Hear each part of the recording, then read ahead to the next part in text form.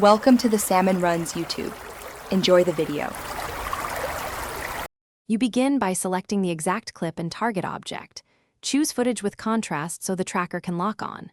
Once done, trim the clip to the active portion and create a separate overlay layer, sticker, text, or image to attach. Make sure lighting and subject size are stable. If the subject is too small or blurry, tracking will fail. Now move to Capcut's timeline and position the playhead at the frame where you want tracking to initialize. You activate Motion Tracker and draw a snug bounding box around the object. Tight framing improves detection. Tap Track Forward for simple left-to-right moves or bidirectional if the subject reverses. Capcut analyzes motion and creates keyframes automatically. Watch for drift. When the box slides off, pause and manually correct the box, then resume tracking so the software updates keyframes. Make sure the overlay layer is linked to the tracker, so the attached element follows the subject accurately through. You finish by previewing the whole clip to confirm the overlay stays locked.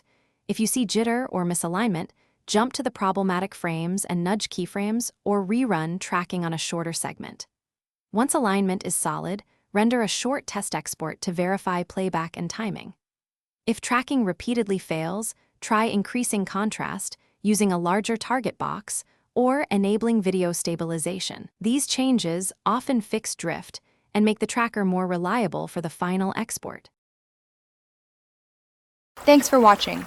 Consider subscribing if we helped you.